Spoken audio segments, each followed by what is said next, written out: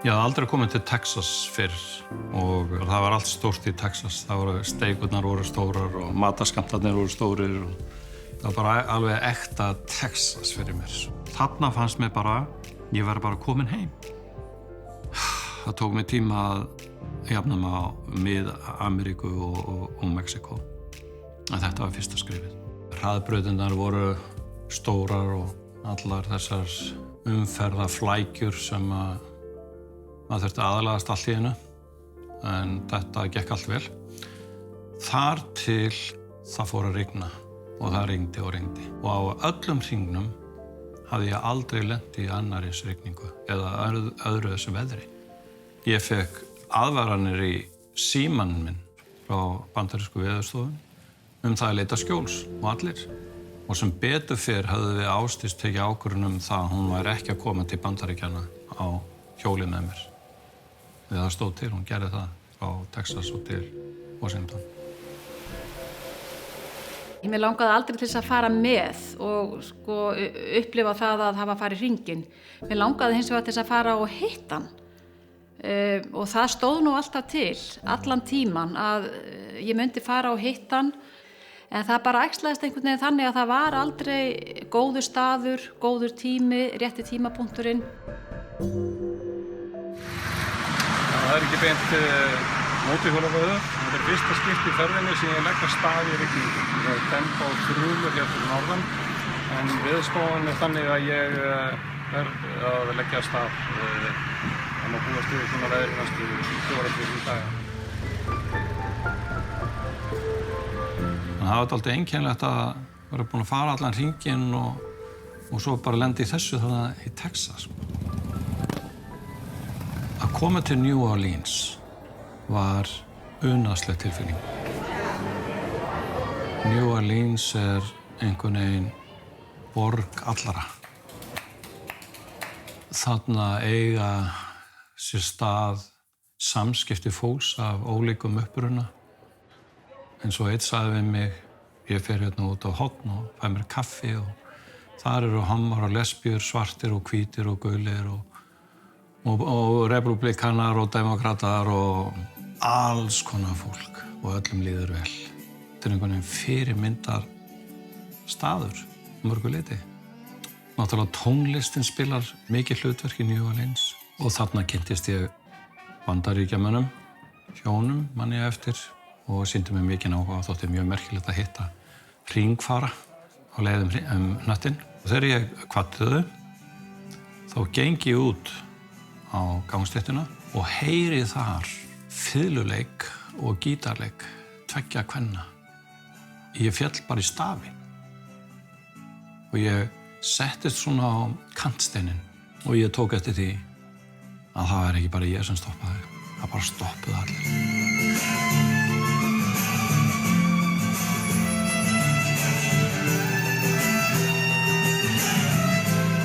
Þarna komst ég tilbaka einhvern veginn.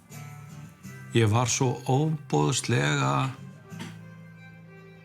tilfinningalega tættur bara á þessari stundu, kannski vegna þess alls sem ég hafði þurft að fara í gegnum í Mið-Ameríku og Mexíkó. Að þetta einhvern veginn, þessi fagri hljómur, hann sótti svona á mig og ég hugsaði með mér það er ekki til eitthvað sem fallegra en þetta. Kvaddi New Orleans með söknuði. So you are from here? Yes, sir. Mount Vernon, Alabama.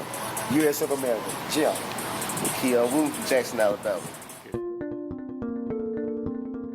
Þá var stefnan tekin á Tryon, North Carolina. Smá borg í Norður Karolínu. Þar sem að skiptinema foreldrar mínir, Mary Claire og Bill Jenks, búa. Still taking pictures, that rascal. We figured that. I know. We just looked in our album. Mér fannst óbúslega mikið vænt það að geta nánast lokið ferðalaginu mínu með því að hitta þau. Á þessum tímamótum var ég náttúrulega búinn að missa bæði mamma og pappa, en nú á ég þessa amerísku skiptinema foreldra mína eftir og þau eru yndisleg og ég bara þakka fyrir að hafa átt þá stund með þeim. Ég fór upp svokallaðan Blue Ridge Parkway sem þekkt leið í gegnum þjóðgarð í Ameríku. Þessi leið var í raun og veru byggð á tímum heimskreppunnar í kringu 1930 og gríðarlega falleg og gaman að hjóla. En ég kom síðan til Washington og það sem mig langaði mikið til þess að gera í Washington, mig langaði til þess að fá einhverja svona flotta mynd af mér og mótihjólinu með hvíta húsið í bakgrunn eða eitthvað.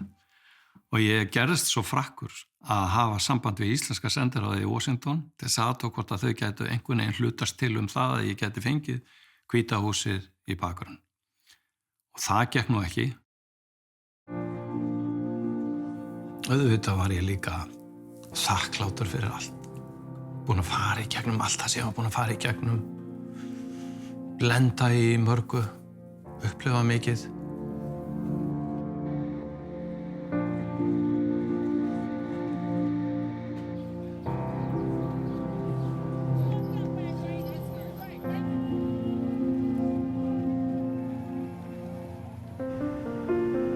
Já, ég lenti morguninn 17. júní, þjóðhátíðardaginn sjálfan.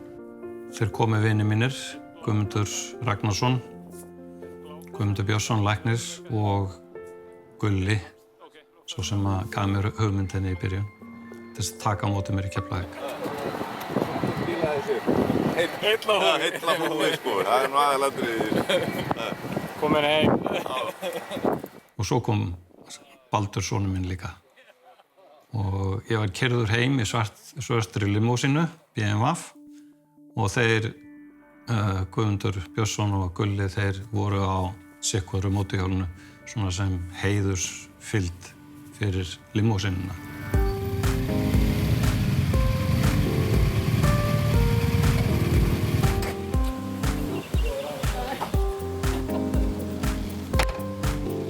Það kannski ómögulegt að segja hvernig síðustu vikurnar hefðu þróast ef að við hefðum ekki náði að hittast þarna bara augliti til auglitis og finna fyrir hvor öðru og geta að tala saman öðruvísin með hjálp tölvunar.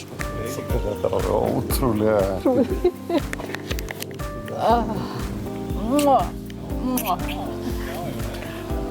Gott að fá hann heim.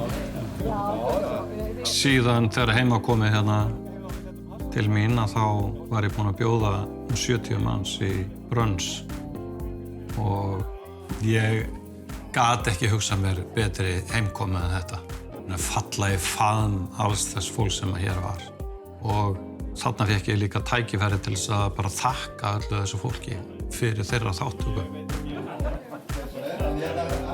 Það ótrúlega mikil svona ró yfir honum og það nú reynda þannig og við höfum oft hlegið að því að mér finnst stundum og ó, hvað hann þolinmóður og stundum finnst mér alltaf því að hann sé láta ganga yfir sig, Og ég hef sagt við hans, Kristján, þetta ekki fullangt gengið? Þú verður nú að sýna smá manndóm. Það vantar mig svona aðeins svona harða kallmanninn sem var meira þarna áður. Ef það eitthvað sem hefur breyst í mínu fari, þá ég orðinn miklu meirari maður. Það eitthvað mikið þakklæti, ekki bara fyrir það að hafa fengið þetta tækifæri til þess að ferðast heiminn með þessum hætti, heldur líka það að bara uppgötva það hvað heimurinn fallegur. Bara sú vitneskja að fólk gott. Að vita af allri þessari gríðarlegu manngæsku í heiminum. Og ég held að það sé það sem standi upp úr mínu ferðalagi. Það það hvernig mér tókst að tengja mig við fólk. Ég var ekki mótorhjólamaður. Ég var ferðamaður á mótorhjóli. Og hugmyndin og draumarnir eða hugmyndir sem ég hafði ferðalagið mitt þá tegund ferðalags sem að mig langaði að fara, hún varð að veruleika. Og það gerir mig eitthvað svona auðmjúkan í dag. Það bara gott inn í ellina.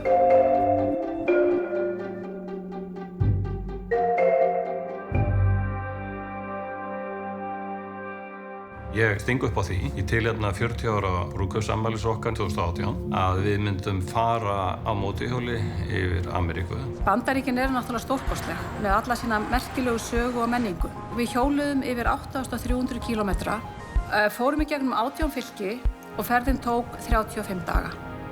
En það sem stendur ekki síður upp úr, það nú allt þetta yndislega fólk sem við hittum á leiðinni.